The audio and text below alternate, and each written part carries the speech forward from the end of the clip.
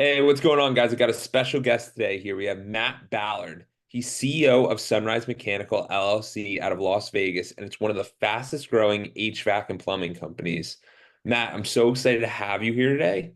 How does someone get into HVAC and plumbing, and how do you get into that? Well, my dad is an air conditioning contractor. And so from the time I was a young kid, he'd always have me involved in the business in some capacity. I started off in the summertime, sometimes just picking weeds in front of the shop. Other times, was sweeping, pushing a broom, and just kind of grew through that progression kind of naturally, working with the family business. So, oh, go ahead. Yeah. No. I was gonna say absolutely. Like, because most of the people their father might do it or their mother might do it, and then they just kind of follow their path. But it's interesting because you kind of blaze your own path with a little bit of both. Yeah, I mean, from the time that I was in high school, I would work summers. I'd get, little odds and ends kind of jobs that my dad would have me come in and do. Eventually, towards the end of high school, started taking on a slightly more consistent role. He had an aging service manager at the time, and so I was brought in. This was going to be the last guy's summer that he'd be working out in the field. So my job was to make his job easy. And so I would just lift everything. So I'd lift the ladders, I'd secure the ladders on the roofs, I'd lift his tool bag up onto the roof, I'd take the different parts up and down, the refrigerant, everything. It's just the job was to make sure that he didn't have any major problems his last summer out in the field. And in the process of doing that, I learned quite a bit. I learned a lot on the technical side of the business, service and repair and installation and airflow and all those different type of things. But ultimately, I also learned that I did not like air conditioning that much. It was brutal work. Las Vegas summers are hot as it is, and then to be 17, 18 years old and climbing around in attics all day at 130 plus degrees and being on rooftops in the sun. And it was absolutely brutal work. And I kind of decided inside my head that, yeah, this air conditioning thing is not for me. And so, I'm really grateful though for the component of that is that I learned how to work from a very young age, and ultimately knew that no matter which direction I would go in, I was going to be fine because I learned how to work in such brutal conditions, and everything seemed easier after having done air conditioning in Las Vegas in the summertime. So 100%. 100%. I just want everyone who's listening to realize this that like you might be doing blue collar work, you might be doing white collar work. It doesn't really matter. It's about the ability to do the hard work, which is why me and Matt are here on Labor Day. Like we're doing a podcast on Labor Day. Most people are taking off. We're taking advantage of that. But I just wanted to get that point across that Matt's experience might not completely align, but they're similar. It's the underlying values that we're really going to carry through. yeah, and so right around the time that I finished up that last summer after high school, I decided to serve a mission for my church, and so I moved down to Brazil for a couple years. And in the process of my time down there, plenty of email communication back and forth with my dad. But while I was down there, his company joined a contractor success organization, and they pushed really hard that like, hey, there's a real big difference in customer engagement between a service technician that generally has kind of that mindset of like, I'm here to fix an issue. And at the same exact time, the importance of having, dedicated sales processes. And so he starts emailing me, telling me that, hey, when you come home, I'd like to have you step into this straight commission sales position. And in my mind, I'm thinking, I hate air conditioning. It's brutal work. Yeah, I don't think I'm going to be into that. And he says, well, you're not going to have to spend a bunch of time on rooftops and in attics. And so, it may be a good job while you're going to college and that type of thing. And so Cool. I That no, that's a major distinction between sales and operations. And most people think when they think of the AC guy, it's the guy who came over to my house and cleaned my AC. Not always the case. There's many no. different ways to be in the business. Well, and it's also important to kind of recognize just with that dynamic between, the operation side and the sales side is that like these guys are spending all day long out in the sun, rooftops, attics, they're just getting beat up. And their job is to, figure out what the problem is and how to solve it. And oftentimes, a lot of these technicians don't have any formal communications training or any real sales training. And so we can have like the greatest service technician in the world that's capable of solving any problem, repairing any issue, but if he can't communicate that effectively to the customer, he's going to be at a major disadvantage. And so the idea was to have a salesperson come in to be able to supplement that. So instead of technicians having to sell everything themselves, knowing that that's not necessarily what they're good at, is that they would be able to flip a lead to a salesperson that was trained on how to go in, work with the customer, build out the project and close the deal. And so that was the idea behind it. And dad tells me that yeah, you're not going to spend a bunch of time on rooftops and attics. Not true. When you're in the sales side of the business as well, you still have to be able to understand what you're selling. You have to understand the challenges that you're going to encounter. And so it's still required going up in attics, going on rooftops and those type of things, just not, all day long, constantly in that environment. And so the idea was is I come home, I start going to college, start going to UNLV, and would run sales calls at the in the afternoons or evenings. And so I did that for quite some time, just running And that was straight remote? sales leads. Was that remote or same location?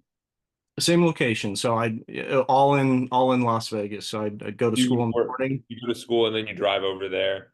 Yep. And like people ask and they look and they go, "Oh, he's so lucky." And it's like you start seeing the work ethic. It's like who else in college was working three jobs doing this thing, trying to make it happen, and you start stacking experiences and things start to change.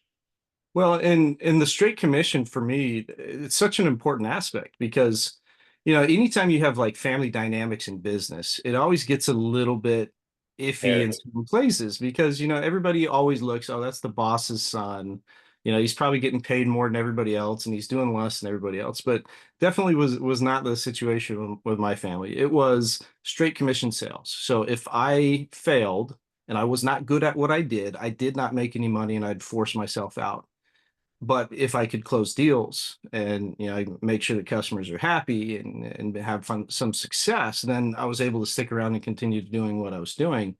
And fortunately, yeah, I built up a massive tolerance of rejection as a missionary that walking into air conditioning sales, where essentially I'm walking into a home of somebody that I don't know. I'm building a relationship over 60 to 90 minutes. And hopefully at the end of the day, I'm walking out with a check, you know? But that So it was I think massive that's preparation going into that space. 100%. But I also want everyone to realize like how cool it is. Matt goes, I did missionary work and I got rejected. I'm doing AC work and I'm getting rejected. I'm talking to girls, I'm getting rejected. Like it's all the I'm being honest though, it's all the same thing because we sit there and go, how could someone go from missionary work to AC? Like most of them would be like, that makes no sense. But you connected the dots, and most people in their careers, they just have to connect the dots to make it all make sense to them. Yeah, yeah. I mean, ultimately, the interesting thing with air conditioning, plumbing business in general is that we look at that and we think of like this trade component of this massive technical component, which there is, but it's still very much it's a people business done face to face. It is somebody has a problem, they find us as a solution to their problem. We go out, identify it, present solutions, close the deal, fix the problem, make sure that they're happy and satisfied. But it is very much a people-driven business. Without the technicians, installers, call takers, dispatchers, without all of those people, nothing happens. And so there has to be that very, very high level, skilled communication and people focused side of the business as well. And so that was one thing I learned as a missionary is just how to connect with people, how to listen. and understand that like everybody's at a different place in their life. Everybody's got different problems that they're dealing with on a day-to-day basis. And if you can listen and be empathetic and understand that like, hey, you potentially have the ability to provide some relief here. Um, that's something for me that means a whole lot. And it was such an easy transition from being a missionary doing that to going doing that in sales with people that I was dealing with all day long that didn't want me in the home generally because nobody wants to replace an air conditioning system. It's expensive, it's time consuming, it's inconvenient, it's and nobody's like, you know what? Instead of planning for Disney World this year, let's go ahead and set aside a budget for an air conditioning system that may or may not fail this summer. And Yeah. so you're in an uphill battle from the very beginning, but when you approach it properly, it's really easy to connect with the people and help them understand that like, hey, you got a problem, we know how to fix it. And let's just figure out a way to make this as painless as possible for you so that everybody wins here. 100%. And when I literally had an AC issue and I'm in Tampa, Florida, and I had an AC person come out Friday at 4 o'clock or 5 o'clock, and I called them like an hour before, and they came out and they were cracking jokes, like did the work. They're like, "Is it okay if I do this? Like, it's gonna be a little bit more." And I'm like, "Dude, you came here on a Friday. I could have woke up Saturday sweating. I appreciate this." And it becomes this like real reciprocity factor where everyone's just very appreciative of the work that's happening because you see them, they are drenched in sweat. It is hot as can be. And Yeah. it's just like, thank God, like I appreciate you coming quickly and being able to communicate that and being there on time because there's so many businesses and there's just so many just relationships in general where someone might send you a text or ask you a favor and like you just ignore them because it's a no. Where you could just say no, or you could say yes. It doesn't matter, but people like that communication style of like respond or like don't like, but you got to let me know what's going on.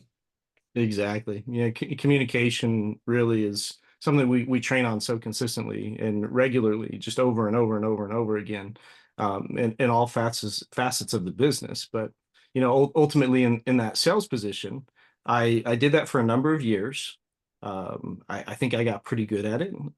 Put up some good numbers over a long period of time, made some good money. But eventually got to the point where I'm kind of in like this kind of weird dynamic where I'm still going to college, but at the exact same time, I'm working and trying to balance these different things and realize that so as a missionary, I learned Portuguese, and so I speak Portuguese fluently. Oh wow. And so one of the colleges up in Utah offered credits in Portuguese, and so I could transfer up to that college. I could knock out like 42 credits in Portuguese in a semester. And so I transferred schools, and so I transferred up to BYU, started taking all of these Portuguese credits just so that I could have, that boost from the language. And when I was going to school up there, I was kind of bored, so I started looking for a job. And back around that time frame, I think minimum wage was like 6.25 an hour. And so I'm finding college jobs at $6.25 or 6.25 an hour. And I'm used to making really good money working in sales for air conditioning. Of And course. so I found an air conditioning and heating company up in Utah to go work for. So I went and applied. It was pretty easy application process. They said, "This is where you came from." Yep, that's where I came from. This is the training you've been in. Great, you're hired. You want to go run calls today? And so I jumped on board right away, started running service or sales calls for the company. So it's kind of the same format as I was doing at home in Las Vegas. Is I would go to school in the mornings, and then I would run sales calls afternoons, evenings, weekends, all that type of thing. And then so I started selling at this business up in Utah. Found a lot of success very quickly, and eventually got to the point where I realized after a while that I was going to have my career in air conditioning. And at Wow. that time, I was kind of in a funny spot because I hated school so much. Sitting in a classroom for hours on end, listening to lectures and everything else there. In my mind, I'm like, I could be out running a sales call right now and making 1,500 bucks in 90 minutes. why am I sitting in this classroom? And so I made the decision that, okay, I'm done with college. I'm going to drop out and I'm going to work in air conditioning. And so I knew that in the process of doing that, my dad was probably not going to be too happy with me. And so what I did is I started looking for a job before I dropped out of college. Had an offer to be a sales manager at a competitor to my dad's business down in Las Vegas. So I called my dad and I say, "Hey, Dad, I'm dropping out of college. I'm moving home to Las Vegas, and I'm going to take a sales manager position at one of your competitors." And he was not too happy. Obviously, the first thing was like, well, number one, you're not dropping out of college. And at that point, I'm like, Dad, I'm paying for my own school. You're not financially supporting me. Yeah. You don't get to tell me no, you know? And obviously it was not the funnest conversation I've ever had, but he realized that I was serious, that I decided that air conditioning was going to be my career. And so he said, well, give me a little bit of time to talk to my partners. Maybe there's a way that we can bring you back here instead of going to one of our competitors. And so a little bit of time passed. He calls me back, says, "Okay, we'll bring you back. You can come in as a sales manager here." And so it's like, great. So I quit school, dropped out, packed up all my stuff, found somebody to take over my housing contract that I was in, and moved back home to Las Vegas and started working full time in sales management. So That's I, incredible. And yeah, I just want to bring this up is just whenever anyone prepares a move, they probably would have, like, if you're not going to make the move, then you call your dad and go, "Hey, Dad, I'm thinking about dropping out of school." When you make the move, it's already decided. You already set up the plan with the other job, and he's like, basically checkmate, where it's like, "Hey, I'm letting you know. If I don't tell you, then we're not even communicating anymore, and this can make a major yeah, issue." So my point being here is that when people are going through times of transition and people have different expectations on things, it's super, super important to convey to the people, even if it is bad news, because that allows the lines of communications to keep going. Because if you just told your dad, F off, like, I'm not doing school, meanwhile, you look at him, he's an AC guy. He probably was like, oh my God, if my kid could go to school, what a blessing. And you're like, yeah, I'm doing the school thing and this, and it's just not a blessing. Like, it's the opposite. Well, the funny thing is that so there's five kids in my family. Oh wow. I have two older brothers that are identical twins. They're a couple years older than me. There's myself. I've got a younger brother, 5 years younger than me, and a younger sister. I think she's about 8.5 years younger than me. And uh, my older brothers didn't get the chance to work at the business, at the family business, because my dad would say, "Well, the problem is like I don't have enough work for both of them." And so I don't want to just pick one of them. And so I was the first one that went and worked in the family business. And I believe 100% that my dad's intention behind that was so that I would go to college. My dad was going to college. I was married with my mom. They end up, getting pregnant with identical twins when they're really young. There's a lot of health complications with my older brothers during, when they were Of delivered. course. And so it forced him out of college to go find a job and start providing for a family immediately. And so my dad dropped out of college. And so I think there's part of him that was like, geez, if I put him in enough bad, burning Pain. hot attics and Yeah. just, the worst conditions that you can work in, that eventually he'll be like, yeah, it's really important that I go to college, that I go get a degree and everything. And I look back, 20 plus years later now, and it's like, yeah, he was absolutely doing the right thing of putting me in that position, hoping that I would get there. But in the process of it, I realized that I loved working in air conditioning, and I loved working in air conditioning so much that I was willing to walk away. It was just starting my senior year in college. Oh So it wow. wasn't like I Yeah. was, 2 semesters in. I was I think currently I have like 108 credits in college or something like that. So I was really close to graduating and just realized that I found something that I really loved doing and wanted to pursue that completely. And at I, that point, the decision, which, obviously looking back, I probably could have just finished up and been okay. But in my mind, it was when I know what I want to do, I'm not going to allow something to get in the way of what I want to go out and achieve. Yeah. And so I never even questioned the decision as to whether or not I should drop out of college. It was no, this is obviously the right thing I should do. So I just went all in on it. And I Mhm. think for me personally, and as we talk a little bit more, I've for some reason I feel like I've been blessed with just a massive amount of risk tolerance, and it's a blessing and a curse at the same time. But I was willing to take that risk, and because of it, was able to go out and find a tremendous amount of success working in the space. And so I moved back to Las Vegas. I take the sales manager position. We start building sales for the company, doing really well with it, and eventually transitioned to the operations manager and was overseeing all the operation of the business on the day to day. But again, that itch came, um, and so I'm talking with my dad, and I'm telling him, hey, I want to grow this thing aggressively. I want to be an owner in the company. I'm not satisfied just taking the management position and making decent money. Like I want more. So when are you going to retire? Was kind of the conversation, and my dad is such an amazing guy, such a hard worker, such a great example that I respect him tremendously for this. Is he straight up told me I'm not ready to retire, and I'm not going to be ready to retire for a long time. Um, I don't want to, and so I had to make a decision. I'm getting chills as you're telling me this, man. Yeah, Like I can see how scary that is having that conversation, like move it out of the way kind of thing. And you're like, absolutely not.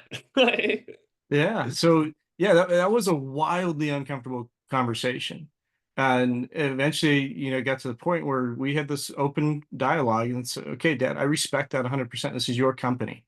This is not mine. I'm not entitled to anything here. So I don't expect you to just hand it over. And if you're not ready to retire and you have no idea when that's going to be, I have to do something different. And so I respect him tremendously for not making it too easy on me, but also standing up for what he wanted to do to take care of himself and my mom um I, and I their think livelihood. I think that's super important for people to actually have authentic conversations. Because there's so many times where your dad, he could have led you on for 20 years. And like your life would be completely different if he wasn't able to be as blunt with you as it like with you, being like, no, not doing that. He could have been like 3 more years. Because there's probably people in this audience who are listening who have gotten 2 more years, 3 more years, just keep going. And you throw away 10 years of your life where you're like, what the like, dude, that wasn't what we agreed on. That wasn't the plan. No, and while this whole thing is playing out, I remember going home and talking with my wife, and my wife has been um, my biggest cheerleader, my biggest support. She's encouraged me. She's the one that like when I have crazy ideas, like, hey, I'm gonna walk away from the family business. I mean, she's just so supportive and has all the confidence in the world with me. And so I have that conversation with my dad. I go home and tell my wife about it, and she goes, "Good, do it." I'm surprised. I did not expect that from her. At the time we had young daughters, and financial instability is terrifying when you have little kids. Yeah. And and my wife and I, from the time that we got married, we made the decision, and this is something I learned from my parents too, is that my mom stayed home with the kids. She didn't work until all of us were a little bit older and more self-reliant.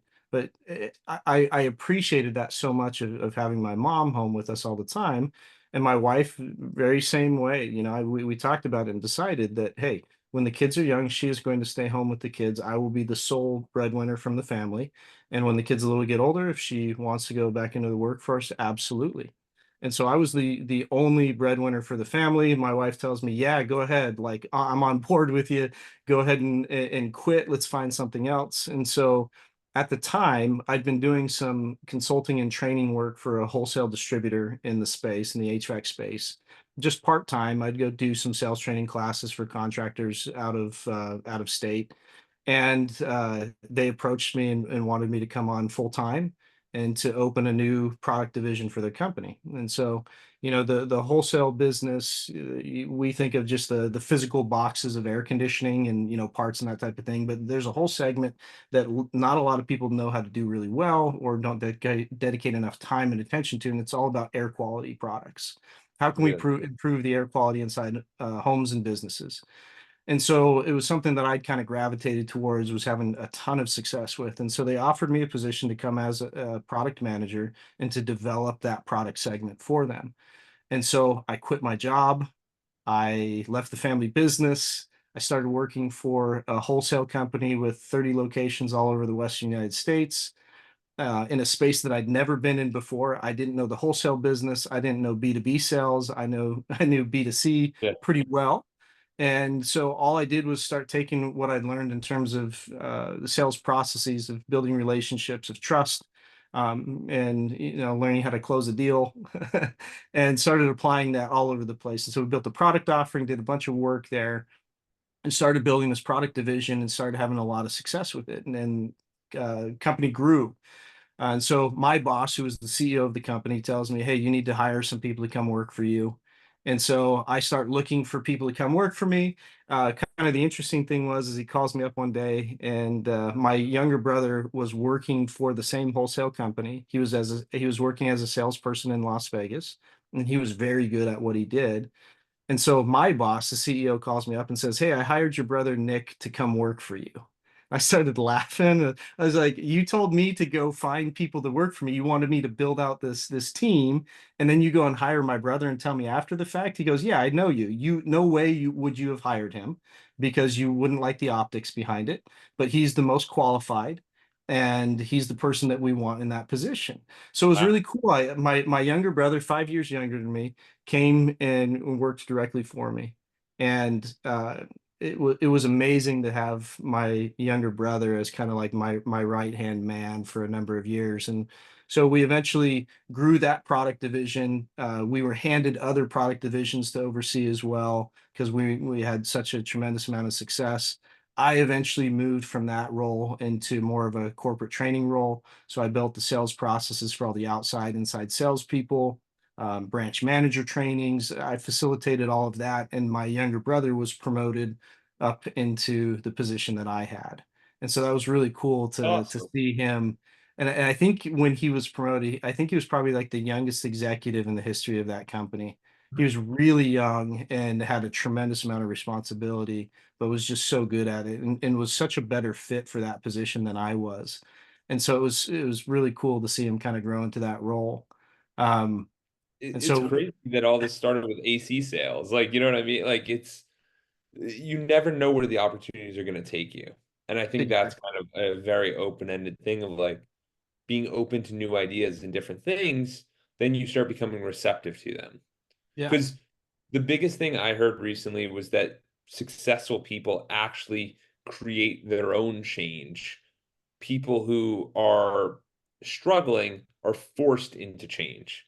So Yeah. basically, being like, if you got laid off from your dad's company, then you'd have to go find a job and rush. Instead, you're like, no, I'm firing myself and I'm going to go find some, like, even though you did a seamless transition, but it's that looking out to what's new is always an important thing for people. Yeah. So the in the wholesale space, we're having all the success, lots of different locations over the entire Western United States. I was traveling like nonstop. As I have my wife and three young daughters now at home, and it puts a strain on marriage and family when I just wasn't there. And I missed things from my kids that I shouldn't have missed. And so right around this is all happening, COVID comes into No, play. Matt, did you feel a conflict between I am the sole provider, so I have to do everything I can to set on set provide. And then you're also like, I have to be like, because it's such a challenging dynamic where it's like, I want to make sure I put my all into this because I don't want us to be homeless. And then you start to realize like, we will actually never be homeless. That's a ridiculous concept. Jordan, we could do an entire podcast on the guilt that I felt every single time that I left my wife and my kids to go do something that in my mind was for the greater good. I mean, it tore me up every single time I'd get in my truck and drive to the airport early in the morning before my kids were awake, and coming home late at night and having them already be in bed, and seeing my wife raising these three daughters pretty much all by herself. And yeah, the guilt was incredible. Not just that I was putting so much effort or shouldering, or my wife having shouldering so much of that effort, but just the fact that I didn't get to be there for like all the things that I should have been there for my kids. And so COVID comes into play, and we were essentially grounded. We weren't going out different locations, and so Zoom comes into play, and we just continue on doing what we're doing. But COVID was such a massive disruptor, and so many people were affected by it in so many negative ways, and family members that passed away and different things like that. But in spite of all of that, like being able to find that silver lining is I was home with my wife and my Yes. daughters, Yes, absolutely. and it was incredible. And so while this is all happening, some different dynamics are playing out in the business, and I make the decision again, I'm going to leave. Uh, I feel like I'd kind of tapped out my progression there.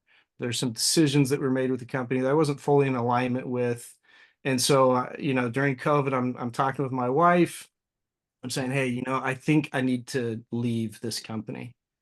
And it was much harder, believe it or not, much harder to leave that than it was to leave my family's business, because I was doing so well financially. The Uh, golden handcuffs. Yes, they all oh, the talk about golden handcuffs were so intense. golden. Yeah, they're so golden. And you're like, uh, I've heard that 1,000 times where it's like, wait, you're gonna say no to this? Like, but we have this, like, and then you look back and you're like, Oh there's yeah. five of us here, like, and who knows if you have pets or anything? Like, there's a lot of people here, like, Oh yeah, and had such a tremendous amount of success, was doing so well financially during all these years that we built this lifestyle, and I'm feeling better because like now I feel in my mind I'm providing the lifestyle that my wife and my daughters deserve, but I've got this itch that I can't just keep doing what I'm doing, and I don't know what I'm going to do. And so, just in the process of kind of COVID and all of this time, I realized that what I enjoy doing most is training technicians and taking these guys that are coming right out of tech school that have no real skill set other than the basic stuff that they learn, and turning these guys into absolute incredible communicators, and helping them have the type of success that I've achieved. And so I decided that I'm going to start a training and a consulting business for HVAC contractors, specifically around, again, that air quality space. And so I start laying all the groundwork during COVID.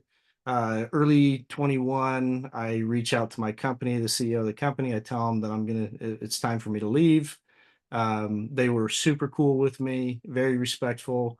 They were happy I wasn't going to a competitor, and so they were really cool with me in the transition. And so I make this leap in early of 21 that I'm going to build this training business. And so I do. So I build this training consulting company, and it's just me.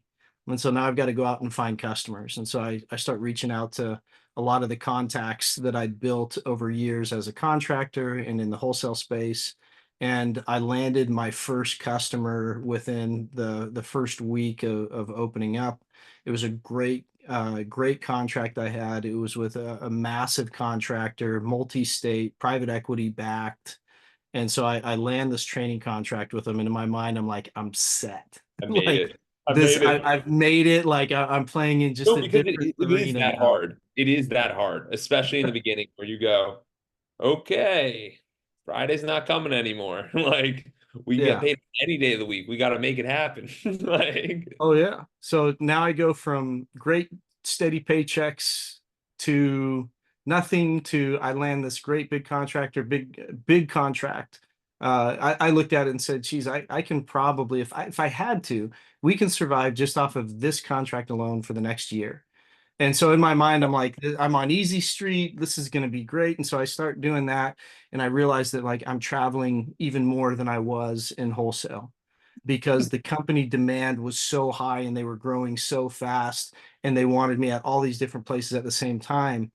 And so I'm fulfilling that contract. And then I get another really great contract with one of the biggest private equity firms in the space that's rolling up HVAC and plumbing businesses to help with leadership training and development. It's like I never had the intention of doing that, but was good enough at it that and talked with them. They thought I'd be a great fit. And so I started doing that with them. And so now I have these two big contracts and I'm pulling in But small contracts all that over the place. that's the coolest thing about being on your own is that like the one is like you have your job and they just keep giving you more stuff and you're like still getting paid. It's still more stuff. Where you're a Yeah. contractor, you're on your own, like it's like, yo, we can scoop up all of these contracts and you gotta start hiring people and doing these different things. But for a while you're doing three different jobs at once and you're like, I guess I'm getting paid for three different jobs now. Like so it's some give and take. I had to learn accounting, which was Yeah. funny because all of a sudden I got this money coming in. I'm like, oh, I should go sign up with QuickBooks. So I I joined QuickBooks. I start teaching myself accounting just off of the training videos they have and YouTube. And so I'm doing all that and I'm managing the customer relationships. I'm managing my travel schedule. I'm doing all these things and I'm having a ton of fun doing it, but it was wildly stressful because 100% of everything was dependent on me. So And that's the biggest thing that people don't realize is that when you're looking at that, it's like, okay, let's wait a sec. Travel scheduling. Most people are capable of scheduling a flight. Like that's a $10 task. And it's like, why am I the one teaching this doing the task as well? And then you start to realize you're like, I need an assistant or need something because there's too much going on here. yeah, but I'm so stubborn that I didn't need an assistant. You got to save the money. I had to save the money. I didn't want to afford help. And so I just kept grinding, grinding, grinding. In the process of all this is happening, I come across this contractor out of California. Somebody connects me with them, a guy named Tom Howard. He owns a big business in Fresno, California called Lee's Air Conditioning. He's also like a VP of customer experience at a major CRM in the space. Oh, And so cool. I meet him, and within, I think, like the first 30 minutes, and we kind of hit it off, really similar backgrounds. And he tells me, he goes, so when are you going to quit this consulting crap? And I start laughing. I'm like, what are you talking about? Like, I'm making great money. I'm having a lot of fun, having a lot of success. Like, I feel like I'm making a name for myself. And he goes, yeah. Have you figured out yet that you only get paid when you're working, though? And I started laughing. I was like, yeah, yeah, you're kind of right. And sure enough, within a few months, I'm on the phone with him again. I'm like, Tom, you're right, man. I'm so burnt out. I don't think I've ever worked this hard in my entire life. There is no rest. I'm away from my family constantly. You're right. Like, I got to find something different to do. And we just kind of had that conversation. I didn't think much of it. And then about a week later, he calls me up and he says, hey, I got some guys that I think that you should meet. And I go, oh, well, I appreciate that and everything. And he's like, well, you're on speakerphone with them right now. And so he introduced me to two guys that were starting a roll up in the HVAC and plumbing space. They'd made a few acquisitions and they were looking for somebody that had the operational experience in the space. And so he tells them, hey, I got a guy. He does consulting work. He's not going to be able to keep doing it. It's not sustainable. You should approach him. And so I end up partnering with this small little private equity company that's doing this roll up in the space. I take the role as the COO. I oversee all the operations of the business, and was kind of in a unique space. Like their thesis was any construction, trade related business. There's a service business that lives there, so they'd purchased a new construction company in Arkansas that does HVAC new construction. They purchased a mechanical contractor that did commercial HVAC and plumbing out in the DC market, and then a commercial plumbing company in Phoenix, Arizona. So they have these non-traditional businesses that are traditionally um, less attractive to private equity. And Yeah. so I come in and my job is to build service companies there. And so And started working and Yeah, Just no, kind no, I just want to bring this up really quick that I think it's of, so important that people. So Matt is running a consulting business for the audience to realize he's running a consulting business. He's trying to do his thing. Everyone does this where you ask him, how you doing? Love it. It's my favorite, blah, blah, blah. Then he actually got vulnerable with the guy. And he said, hey, man, like this is like, and that's a hard conversation in its own capacity. And yeah, then this guy, he's like kind of a liaison mentor-esque where he's just like, oh, sick. I know some guys. I'll set you up. Where he didn't Matt didn't ask for that, but Matt was just like, "You're right." Like you, and that guy wasn't going to set up this next opportunity until Matt called and said, "Hey, I'm struggling with this." So yeah. it's that vulnerability. Sometimes you got to let people know where you're at with things, because otherwise you'll never, never have people help you. So it was kind of like Matt asking for help. It was kind of not like Matt asking for help, but it's super valuable. So my point being here is that the audience, whenever you're feeling friction, you should ask for help. Like it's good for you.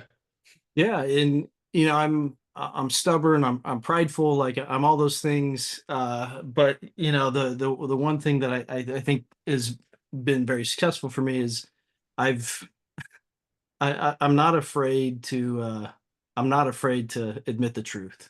As Yes. painful as it is, I was not afraid to say, hey, you were right, I was wrong. This is grinding me down to nothing. And so yeah, I need a change. And so, when I partnered with a smaller private equity company, I tell them, say, hey, my lifestyle sucks right now. I'm traveling nonstop. And so they tell me, like, yeah, you're not going to have to travel nearly as much. We only own 3 companies, so don't worry about it. And so I start working with these businesses. And of course, I'm traveling more and more and more, but I'm also enjoying it so much. And it's like I love the people that I'm working with. I love the companies that I'm out helping. We're finding success. The service businesses are growing. Like good things are happening. And in this process of this going on, they asked me to start helping on the acquisition side of the business. Said like, hey, the operations better than anybody. We want you to start helping with operational due diligence. And so I started getting into that side. So I started learning acquisition from some really great people that worked on Wall Street and M&A and some big deals. Like one of the guys that I was working with was helped out on the deal when Dell Oh wow. went from public to non-public. And Oh so he wow. helped in that process. So it's like these were high quality Real people. players. Yeah. And so I started learning with them and just kind of naturally morphed into I started helping with acquisition, helping prospect, putting leads into the funnel, the operational due diligence side.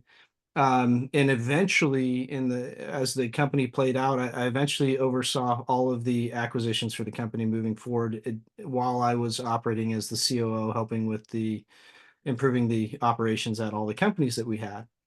And And so that the funniest part, the funniest part to me is that you're learning about all these things and you're learning by doing.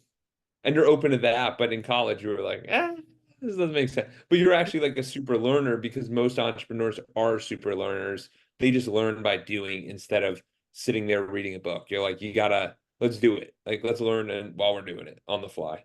I like if we rewind like 10 years here, I forgot like one thing since you brought that up. So when I was the operations manager at my family's business, I was also teaching night classes at the College of Southern Nevada in the HVAC program. So 2 nights a week from like 5 to 10 p.m. almost, I would go and I would teach at the college night classes. My dad taught there as well, so he and I would work together all day long, drive out to the campus, teach night classes, and then drive home. So I went from a college dropout to technically, I think I was considered adjunct faculty at the time. I was teaching college courses without a degree, and it No, was just pretty it's funny. really funny once you start like putting it in perspective where you're like, none of this stuff matter. Like, not saying it doesn't matter or it does matter, but it's just everyone learns differently, and that's Yeah, cool. And yeah. like, if you don't align or mesh with something, maybe there's a different thing out there. And the thing that I'm most impressed with you, Matt, is just your ability, and we're going to keep getting there to where your current day is, but it's your ability to keep figuring out the lifestyle that you and your family want and working towards that. Yeah. Well, and so, I'm at the private equity company. Eventually, after a couple of years, realized that all right, I've had enough of the travel thing completely. I just needed to be done. It's just funny. There's a lot of people that look at like business travel in general, and they're like, "Oh, this is you get to fly on planes and go eat at nice restaurants." And it's like, no, guys, like I'm flying Frontier Airlines from Vegas to Arkansas. I'm staying in a double tree that smells like, feet, and Yeah. I'm eating fast food whenever I can find a meal that I can, a few minutes to There's grab no a meal. routine. There's no No. routine. And it's grinding, it's grinding, it's grinding. And I finally get to the point where I tell the company that I'm with, we need to buy a business in Las Vegas. Because I'm I'm done. not doing this anymore. I'm Yeah. not going to travel anymore. I'll do everything that I can remote. I'll commit to once a quarter. I'll go out for a few days or a week or whatever that is, but I'm not going to be on the road constantly. So they agree. They say, okay, so let's go ahead and find a business in Vegas. And so I have this team of salespeople.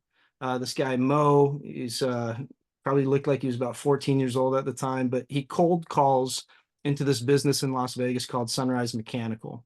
Now, in my mind, I'd been in Vegas, I'd known that company, I'd worked here a long time. It was like they're one of the biggest players in the space, period. Mo calls up Sunrise Mechanical, gets the voicemail of the CEO of the company, and gets a phone call 30 minutes later.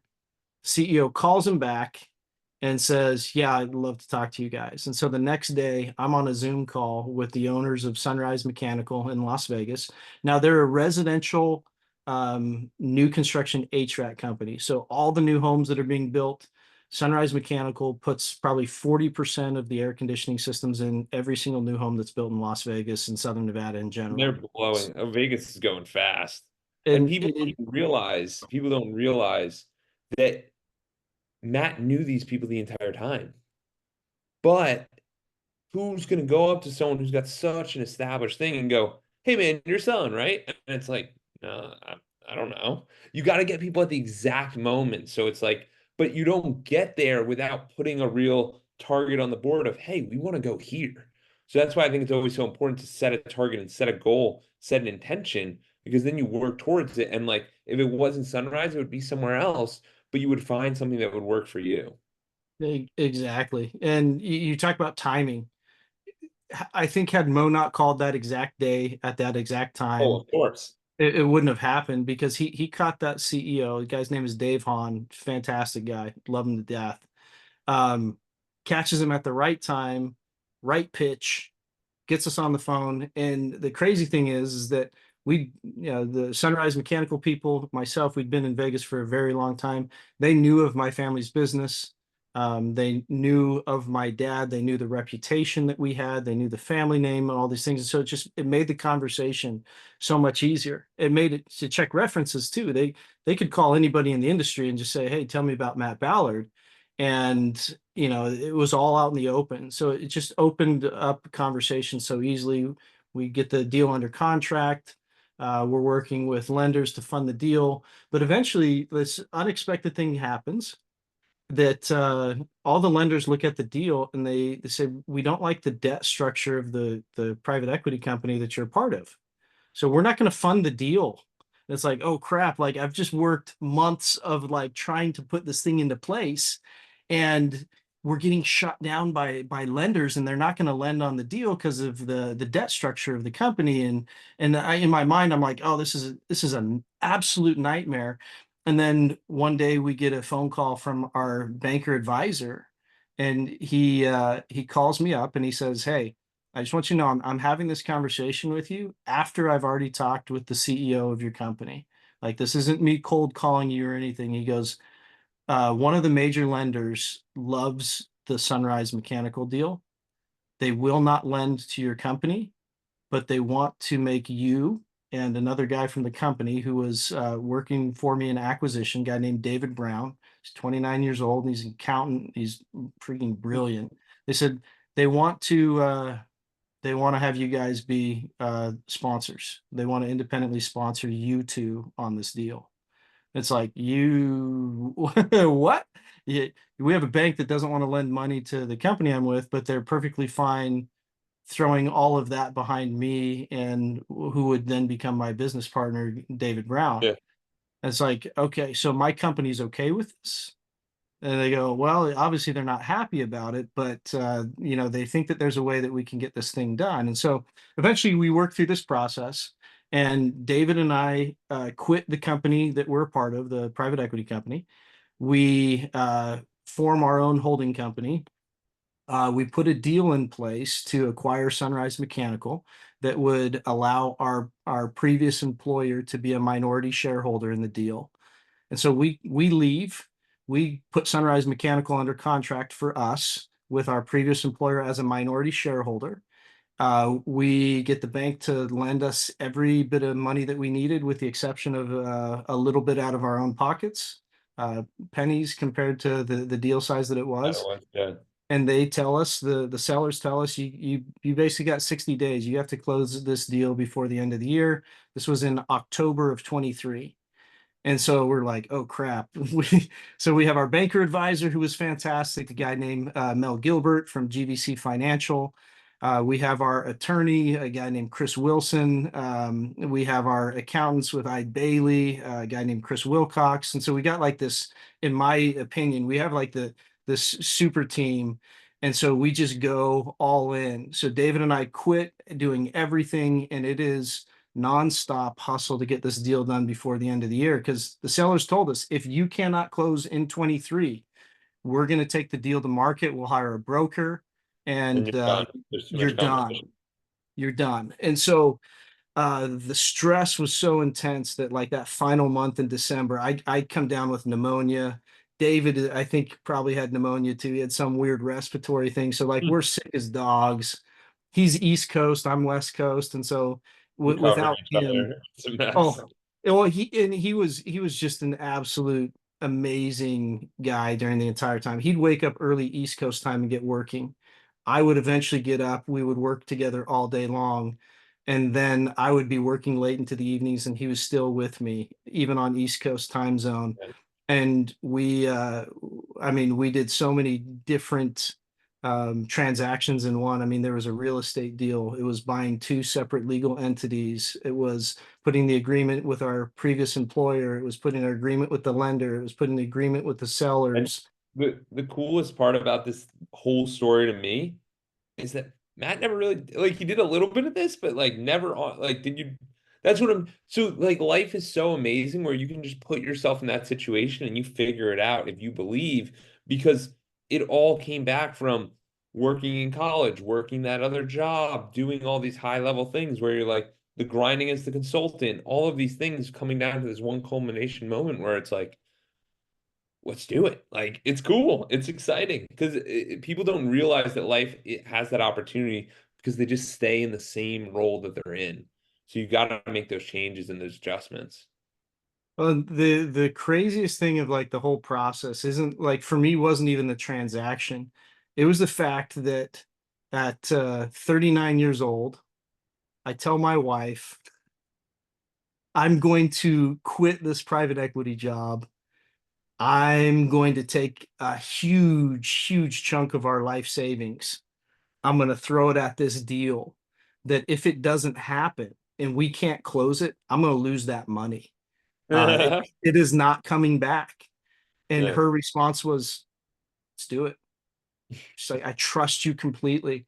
And there's something for me, specifically with her, that, like, she never wavered in her confidence and trust in me. No matter how crazy an idea or how big of risk, she was on board, pushing me, encouraging me. Like the days when I'm sick out of my mind that December and just like struggling to get out of bed, she's the one that's pushing me. Is like, no, we're gonna do this and it's gonna work.